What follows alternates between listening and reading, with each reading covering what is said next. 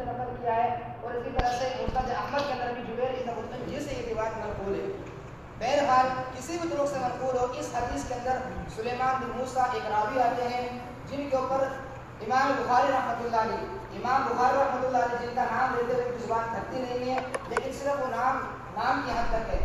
امام بخاری رحمۃ اللہ علیہ سلیمان بن موسیٰ کے بارے میں فرماتے ہیں کہ انہوں نے کسی بھی صحابی سے ملاقات نہیں کی. جبیر بن مطعم صحابی رسول سے ملاقات ہی ثابت نہیں کی، تو باقی حدیث دینا کہاں ثابت ہو گیا کہ یہاں بہرحال آپ مولانا آپ سنتے کیوں نہیں ہو؟ اس کا مطلب یہ کہ آپ کو یقین ہے، اس کا مطلب یہ کہ آپ کو یقین ہے کہ ہم بالکل ہمارے مسئلے اور ہمارے موقف کے اندر بالکل کمزور ہے اور ہمارے مسئلے کے بنا ایک من گھڑت اور موضوع حدیث کے اوپر قائم ہے. آپ کو یقین ہے، اسی وجہ سے آپ پیچھے ہو رہے، آپ سنتے کیوں نہیں پوری بات؟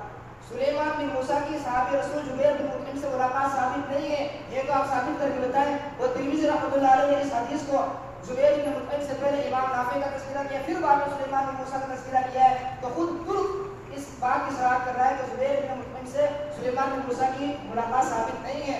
اور اسی طرح سے امام صاحبی رحمۃ اللہ علیہ نے اپنے کتاب کے اندر یہ بیان فرمایا ہے کہ سلیمان بن موسیٰ منکر الحدیث ہے، اور خود امام بخاری رحمۃ اللہ علیہ فرماتے ہیں سلیمان بن موسیٰ منکر الحدیث ہے. اسی طرح سے امام دارقطنی رحمۃ اللہ علیہ نے جس طرق سے نقل کیا ہے اس کے اندر سلیمان بن موسیٰ سے پہلے عبد الرحمن بن ابی حسین آتے ہیں، ان کی بھی جبیر بن مطعم سے ملاقات ثابت نہیں ہے. اور اسی طرح سے یہ اس حدیث کو امام صاحبی رحمۃ اللہ علیہ نے موضوع اور من گھڑت قرار دیا ہے. لہذا سامعین ان کے مسئلے کی بنا ایک موضوع اور من گھڑت دلیل کی بنیاد پر قائم ہے. اب اگر یہ حضرات کو دلیل پیش کرتے ہیں تو اسے صاف پتہ چلتا ہے کہ ان حضرات کو ضد اور حد درمی کا پروانہ ان کے آبا و اجداد سے ملتا چلا آ رہا ہے. اب بولیے کیا کھڑے ہوئے تھے اور ایک روایت جس کو میں نے بیان کیا تھا اس کی سند کس سے ملتی ہے ان کو بالکل بھی کچھ پتہ نہیں ہے. ایک دوسری روایت ہے جس کو یہ رٹ کر آ چکے ہیں اس کی سند کو بالکل، اور وہ روایت ہے کلو ایام التشریق ایام الذکر. اس روایت کو حضرت جبیر بن مطعم رضی اللہ تعالیٰ عنہ نے حضرت نبی پاک علیہ السلام سے نقل کیا ہے. اور میں نے جو روایت بیان کی تھی وہ حضرت عبداللہ ابن عباس رضی اللہ تعالیٰ عنہ کی روایت تھی، اور اس روایت کو سنن الکبریٰ کے اندر ذکر کیا. اور امام بخاری رحمۃ اللہ علیہ کی قید ہم نے کب لگائی کہ بھئی ہم امام بخاری رحمۃ اللہ علیہ ہی کی مانتے ہیں، ہم تو نبی پاک علیہ السلام کا جو قول ثابت ہے اس کو مانتے ہیں، نہ امام بخاری کی قید لگائی ہے. پہلے ہی اپنی طرف سے من گھڑت باتیں کر رہے ہو. اور یہ جو آپ نے سند بیان کی بالکل غلط بیان کی ہے. سند جو بیان کرنا ہے اس حدیث کی بیان کیجیے. اس کے آخری راوی حضرت عبداللہ ابن عباس ہے، نہ سلیمان بن موسیٰ بیچ میں آتے ہیں، نہ معاویہ بن یحییٰ صدفی بیچ میں آتے ہیں، کوئی بیچ میں نہیں آتا. دوسرے روایت اس کے بیچ میں آتے ہیں. مولانا آپ کو کیا پتا؟ آپ نے حدیث دکھائی، دکھاؤ کون سی کتاب کے اندر ہے کہ جس کے اندر سلیمان بن موسیٰ نہیں آتے؟ یہاں پر موجود نہیں ہے. آپ دکھاؤ. آپ بیٹھیے ماں سند دے کہ آپ کے نزدیک ایام قربانی کتنے ہیں، پہلے یہ تو بتائیں قربانی کتنے ہیں اور کب سے کہاں تک ہے. مولانا آپ پیش کریے. نہیں آپ بتائیے تو صحیح محسوس کر رہے ہیں. آپ نے تو اللہ کا شکر ہے پورے ساتھ محسوس نہیں ہو رہا ہے.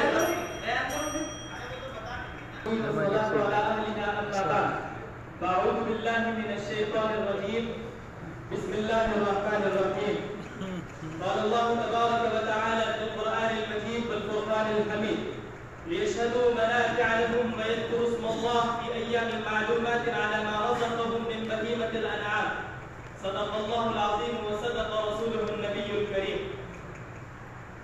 سامعین حقیقات، سامعین سفر ساتھیوں و رفقاء، اللہ تبارک و تعالیٰ کا وہ محبوب اور پسندیدہ اور مقبول دین جو اللہ تعالیٰ نے اپنے حبیب و محبوب صلی اللہ علیہ وسلم کے قلب اطہر پر آپ کی ذات مبارک پر نازل فرمایا. نبی پاک علیہ السلام نے اس دین کی نشر و اشاعت کے لیے، اس کی تبلیغ و توسیع کے لیے، اس کی وسعت پذیرائی کے لیے مختلف طریقوں کی جد و جہد کی.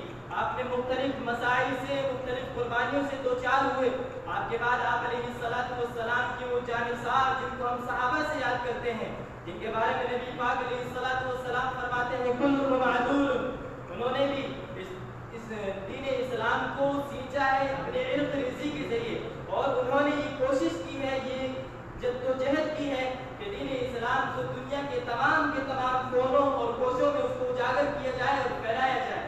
چنانچہ یہ دین اسلام صحابہ علیہ السلام کی مساعی کے نتیجے میں ہندوستان تک بھی پہنچا اور اپنی کاملیت اور حقیقت و صدق کے ساتھ پہنچا. لیکن مرور ایام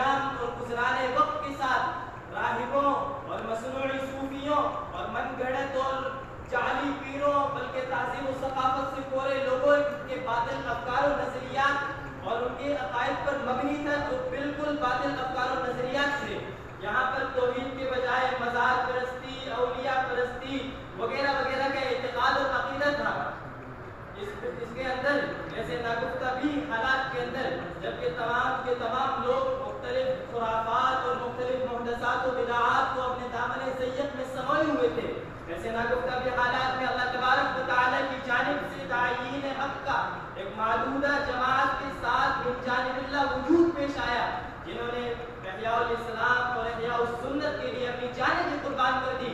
لیکن افسوس صد افسوس اس طبقے پر مسلمانوں کے جنہوں نے ان شہدائیہ نے کتاب و سنت، حاملین کتاب و سنت، اطیعون اللہ و اطیعوا الرسول کے مستاقین کو سب کو شتم کی بوشار کی ان کے اوپر، اور ان کو مختلف طریقے سے نوع بنو تنزیاتی القاب سے ملقب کیا. کبھی ان کو غیر مقلد کہا، کبھی وہابی کہا، کبھی کہا ان کا کوئی اسلام سے سروکار نہیں، کوئی تعلق نہیں، ان کا ماضی بعید میں کوئی وجود نہیں ہے. مختلف طریقوں سے طعن و تشنیع اور ان کے اوپر سب کو شتم سے ان کو ملقب کیا. چنانچہ یہ بات مسلم الثبوت ہے کہ شرط کہ اہل حدیث اہل سنت یہ دین اسلام کا سرچشمہ ہے، دین کا منبع ہے، توحید و سنت کا مصدر ہے، اس کا ماضی انتہائی تابناک اور درخشاں ہے. یہ بات شاہد ہے کہ جب بھی دین اسلام میں انحرافات اور اختلافات اور محدثات و بدعات رونما ہوئے، ان کا جریان ہوا، تو اہل حدیث نے ہر ممکن کوشش کی سماج کو سدھارنے کے لیے مسئلے کے حدیث کو پیش کیا. انہوں نے قرآن کریم اور آیات بینات، نبی پاک علیہ السلام کی صحیح احادیث سے مستنبط اور مستخرج مسائل اور احکام اور نظریات کو ان کے سامنے پیش کیا، اور فقہا کے مقابلے میں سنت پر مبنی مسلک ان کے سامنے پیش کیا. اہل حدیث یہ کوئی ایک فرقے کا نام نہیں، بلکہ یہ مکمل اسلام سے عبارت ہے، کیونکہ اسلام کی جو حدیث کے نزدیک جو صحیح حدیث سے قرآن آیات سے اس مسئلے کو مستنبط اور مستخرج کرتے ہیں، وہ بالکل احادیث کی درخشانی اور اس کی تابنائی کے ساتھ اس مسئلے کو پیش کرتے ہیں. لیکن ان کو دیکھیے کہ اس مسئلے کی بالکل صراحتاً اور وضاحتاً تردید اور تنقید کرتے جاتے ہیں.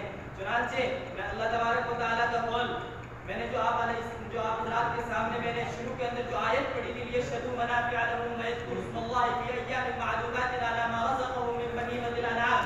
اس کی تفسیر کے اندر ایام معلومات کے تحت حضرت امام القرطبی رحمۃ اللہ علیہ نے اپنی تفسیر کے اندر یہ لکھا ہے کہ اس سے مراد ایام النحر ہے، اور ایام النحر انہوں نے اس طریقے سے شمار کیا، یوم النحر وبعدہ ایام التشریقات الثلاثہ، اس طریقے سے شمار کیا. اور اس کے بعد حضرت جبیر بن مطعم رضی اللہ تعالیٰ عنہ حدیث جو خود ان کے ماننے والے جن کی کتابیں یہ پڑھتے ہیں شبہ 2 سالوں سے لگاتار پڑھتے جاتے ہیں، اس حدیث ہدایہ کے اندر یہ حدیث موجود ہے. کل ایام التشریق ایام الذبح، باقاعدہ اس کو حوالوں سے، اس کو مسانید سے اس کو مزین کیا گیا ہے صاحب ہدایہ کی جانب سے.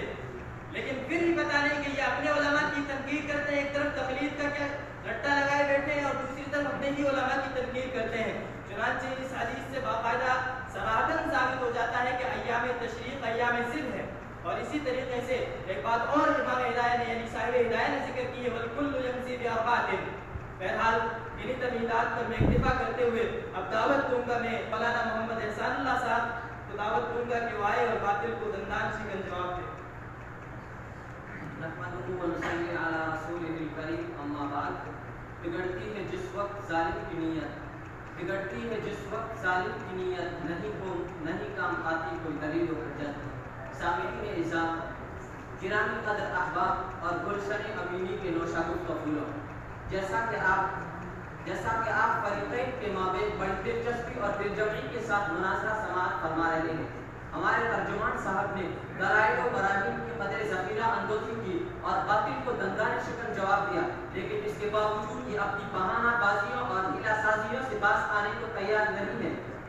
لہذا میں بھی وذکر فإن الذکر تنفع المؤمنین کے پیش نظر ایک دلیل گوشگزار کرنا چاہتا ہوں. ہو سکتا ہے کہ رب العالمین ان کے دلوں کی کایا پلٹ دے، یہ راہ راست پر گامزن ہو جائے اور میرا کام بن جائے. عن عباس رضی اللہ تعالی عنہما قال الاضحى 3 ایام بعد یوم النحر. حضرت عبداللہ بن عباس رضی اللہ عنہما فرماتے ہیں کہ ایام تشریق کے بعد 3 دن ہے. اور اسی طرح امام نووی علیہ الرحمہ شرح مسلم میں ائمہ اربعہ میں سے امام شافعی علیہ الرحمہ کا مسلک بیان کرتے ہوئے اس طرح لکھتے ہیں. مجھے سوال ہوتا ہے کہ آپ کی جماعت کو استقرار حاصل نہیں ہے، اور مولانا ابراہیم صاحب ترجمان خارج کھڑے ہوئے تھے، جنہوں نے خود اپنی زبان سے صراحت کے ساتھ کہہ دیا ہے کہ ابھی ماضی قریب کے اندر ہمارے جماعت کو کبھی غیر مقلدین کہا گیا، کبھی وہابی کہا گیا، کبھی مجدین کہا گیا، اور کبھی پتہ نہیں کیا کیا کہا گیا. تو خود اللہ سے بتا رہے ہیں اس سے صاف صاف پتہ چلتا ہے کہ وہ جماعت نہیں جس کو اللہ کے رسول نے کہا انا علی اصحابی کے دس پر کھڑا کیا ہو، وہ جماعت ہرگز نہیں. یہ سن 1866 کی پیداوار ہے. اسی طرح سے مولانا ترجمان بخاری صاحب کھڑے ہوئے تھے اور مولانا کا طرز، یہ طرز خود بتا رہا ہے کہ ان کی شاخ ان سے ملتی ہے جو ایام قربانی 4 نہیں بلکہ پورے ذی الحجہ میں قائل ہیں. مولانا سلمان صاحب ندوی جن کو کسی جماعت حقہ نے قبول بھی نہیں کیا، ان کا طرز اپنا کر اپنے لیے شفیع بخار رہے اور اپنے پر فخر محسوس کر رہے ہیں. وہ تو پورے مہینہ کے قائل ہیں، ان کا طرز اختیار کر رہے ہیں. بہرحال ہدایت کے اندر مسئلہ موجود ہے، ہدایت کے اندر یہ حدیث موجود ہے ایام تشریق ایام مسلم. یہ آپ کا کہنا گویا کہ ایسا ہی ہے جیسا کہ کوئی حضرت عیسیٰ علیہ السلام کا ماننے والا یہ کہے کہ خود تمہارے قرآن کریم کے اندر موجود ہے کہ ہمارے عیسیٰ علیہ السلام کو اللہ نے اپنا بیٹا قرار دیا مسیح ابن اللہ. تو خود تمہارے قرآن کے اندر موجود ہے کہ اللہ نے خود اپنے جو اپنے نبی کو عیسیٰ علیہ السلام کا اپنا بندہ کہا ہے. اسی طرح سے عزیر ابن اللہ کہا ہے. یہ گویا کہ ایسی ہی بات ہوئی، ان کی جہالت کے اوپر مبنی یہ سب باتیں. مولانا احسان صاحب کھڑے ہوئے تھے ایام قربانی ایام بتائی کیسے کیا بولتے چلے جا رہے تھے. خود ان کے سمجھ میں نہیں آتی. اس سے صاف صاف پتہ چلتا ہے کہ حضرات رٹا لگا کر کے آئے اور رٹا بھی ساول کے آگے لگا کے آئے. بہرحال اور حدیث پیش کریں الاضحیٰ ثلاثۃ ایام بعد. اور بہرحال امام شافعی رحمۃ اللہ علیہ کا سہارا لے رہے ہیں. امام شافعی رحمۃ اللہ علیہ کا سہارا لینے کی آپ کو ضرورت کیا ہے؟ آپ کا تو ہر فرد فرید مجتہد مطلق ہوتا ہے، محقق ہوتا ہے. امام شافعی رحمۃ اللہ علیہ کا حوالہ کیوں لے کر چلے ہیں؟ بہرحال مسلک پر جب خود حضرات اساتذہ اعظام حکم مستحکم اور سامنے بیٹھے تن کے گول اور من کے کالے انگریز بھیڑیے کی پیداوار جماعت اور ان کے رجسٹر شدہ جماعت نام نہاد ہے رئیس غیر مقلدین اور سامعین باطن کی.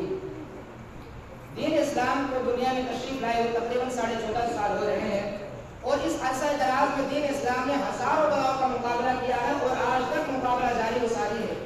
کبھی اس پر یزیدی بادل آئے تو کبھی حجازی غبار، کبھی معمول طاقت نے اس کے سامنے آنے کی جرت کی تو کبھی تاتار قوت سے ٹکرائی، کبھی خارجی شورش سے مقابلہ کیا تو کبھی راضی طاقت نے سے زیر کرنے کی ناکام کوششیں کی، مگر وہ سب کی سب اس جبر عظیم سے ٹکرا کر پاش پاش ہو گئی اور پہاڑ اپنی جگہ پر مضبوطی سے قائم ہو جائیں گے.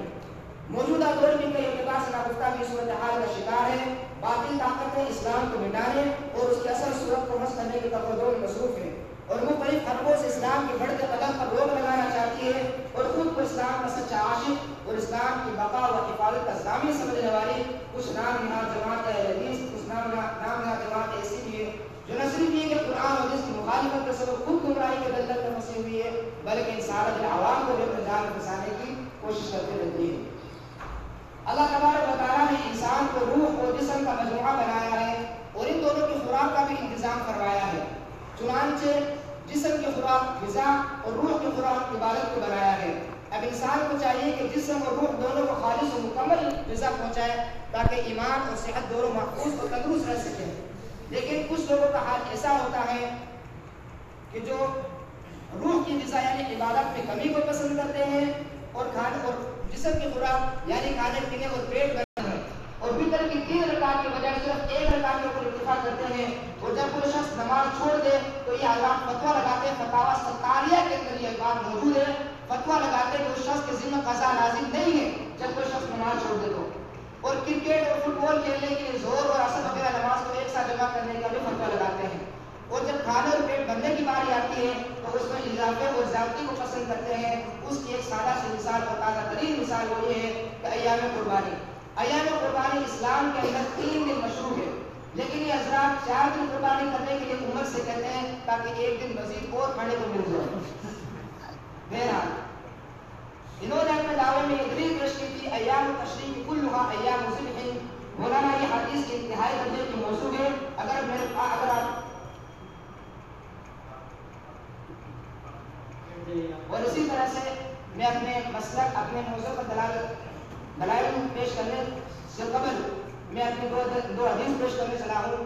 ہمارے موقف اور ہمارے مسئلہ پر قرآن کریم سب سے پہلے ہے اور پھر بعد میں حدیث رسول حدیث مرفوع ہے اور اس کے بعد میں آثار صحابہ ہے. انہوں نے تمام کی تمام احادیث بلکہ دو حدیث ذکر کی ہے اس کے اندر آثار صحابہ سہارا لیا ہے وہ بھی انتہائی درجے کی ضعیف بلکہ بعض محدثین کے نزدیک موضوع میں بھڑک ہے. قرآن کریم اللہ تبارک و تعالیٰ فرماتے ہیں یہ شد و منافع و اللہ فی ایام معلومات. الایام معلومات کی تفسیر کے اندر سیدنا عبداللہ بن عمر رضی اللہ تعالیٰ عنہ فرماتے ہیں فالایام معلومات یوم النحر و یومان بعدہ. تفسیر ابن ابی حاتم الرازی جلد 6 صفحہ 261 کے اندر یہ حدیث موجود ہے. اور تفسیر ابی حاتم امام ابو حاتم یہ خود امام بخاری رحمۃ اللہ علیہ کے استاد ہیں.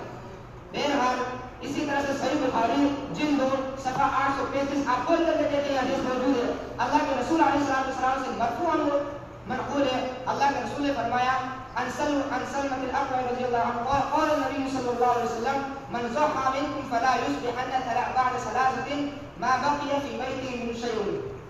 صحیح بخاری کے اندر حدیث موجود ہے جس کا بار بار تذکرہ کرتے رہتے ہیں لیکن ان حضرات کا کیا تعلق امام بخاری رحمۃ اللہ علیہ سے صرف دعویٰ ہے. دلائل پیش کرنے کے لیے اور ان حضرات کو براہ راست پڑھانے کے لیے میں دعوت پیش دیتا ہوں. دلائل پیش کرنے کے لیے خطیب بے نقل مولانا حنیف صاحب دامت کاتب سے رائے اور تشریف لائے اور باتوں کو بتا سکتے تھے اگر جنگ میں اڑ جاتے تھے, چل نہ سکتے تھے اگر جنگ میں اڑ جاتے تھے, پاؤں شیروں کے بھی میدان سے اٹھ جاتے تھے.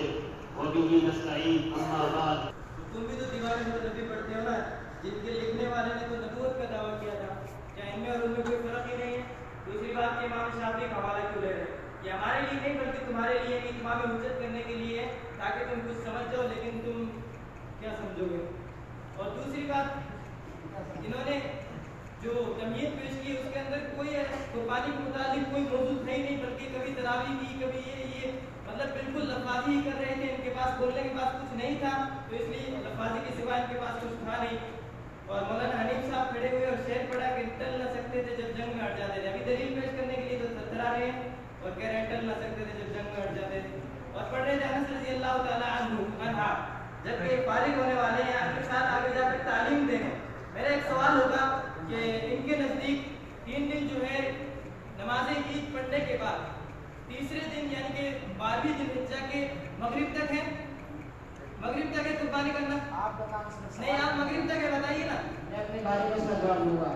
نہیں آپ بتائیے نا مغرب تک ہے کہ نہیں ہے؟ آپ نے بتایا نہیں, ابھی تک پورا مناظرہ ختم ہونا ہے, ابھی تک بتایا نہیں. بارے میں اس کا جواب ہے, اس کا جواب بارے میں ہے گا. آپ نے دیا تھا.